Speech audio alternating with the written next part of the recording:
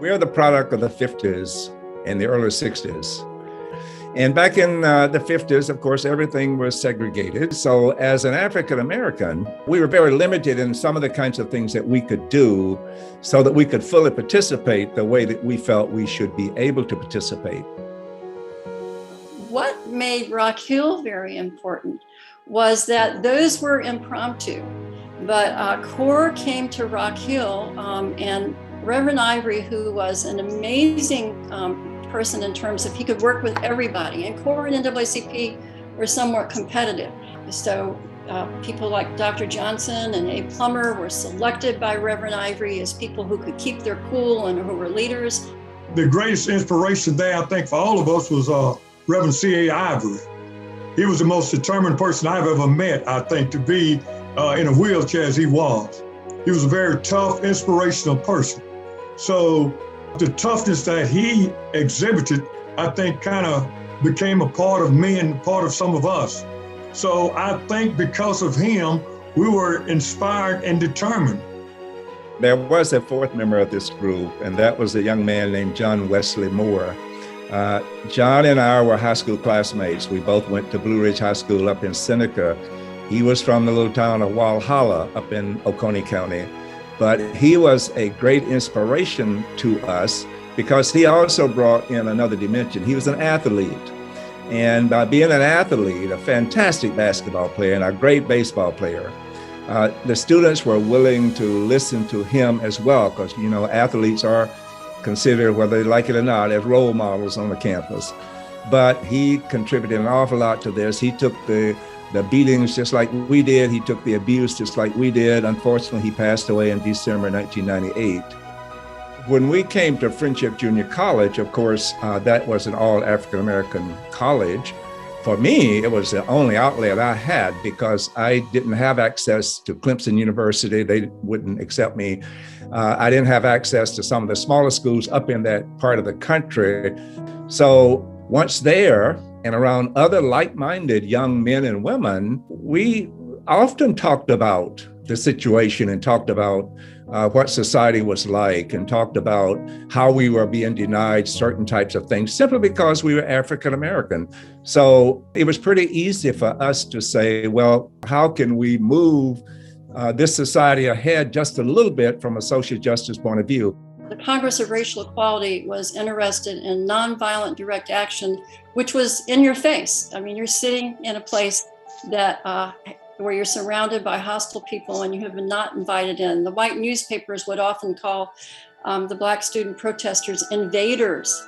These were the people that lived in their town, and yet they would coin this as an invasion. So you see what was happening is psychology they were using. It was working because it was dividing us. There were people outside the lunch counters banging baseball bats. They were throwing ammonia bombs into the drugstores. Young women and men were thrown off the stools and kicked.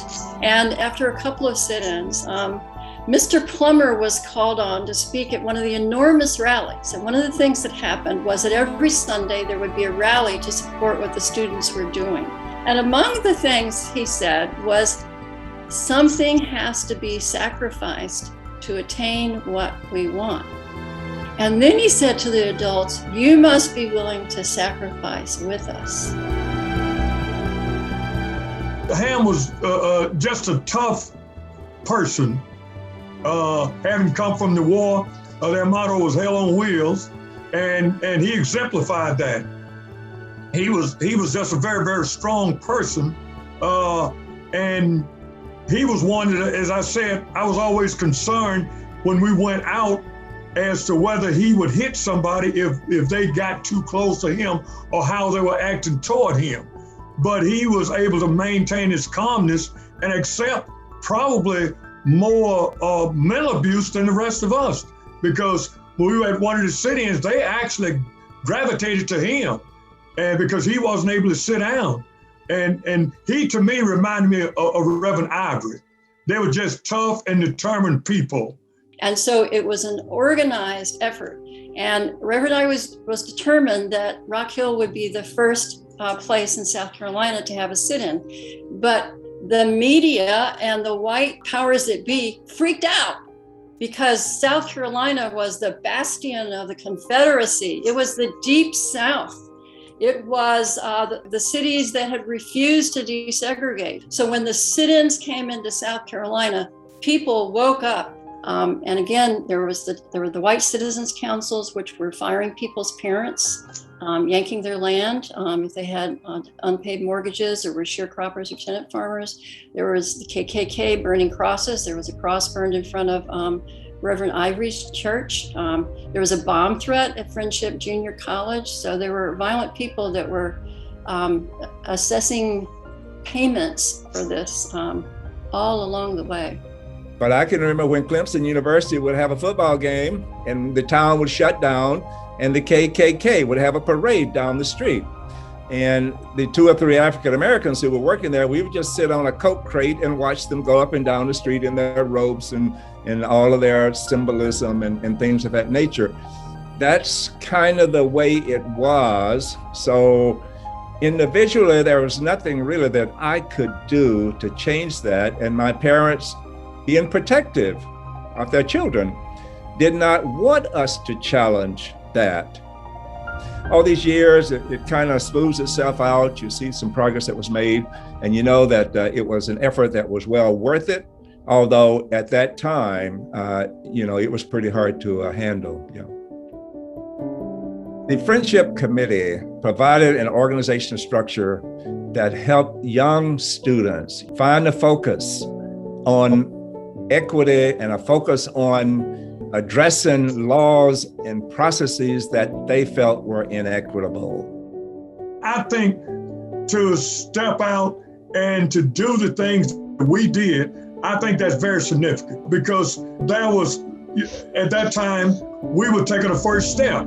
You had some as years before in other states and whatever, but to be out front in Rock Hill, South Carolina, to step out and to do the things that we did, it made me feel good to have been a part of that. The Friendly Student Civic Committee should be recognized because the young men and women who worked on that committee served as role models and inspiration for not only the citizens of Rock Hill, but for the state of South Carolina and occasionally in national coverage for the whole nation as to why African Americans deserved and should have the constitutional rights that had been promised to them. Their participation in the sit-in demonstrations did as much as anything to focus attention on the laws that were totally unjust and started a movement that helped to disassemble some of those laws and provide more access to everyday life, to education, to civic opportunities and so forth that had been denied to African American citizens.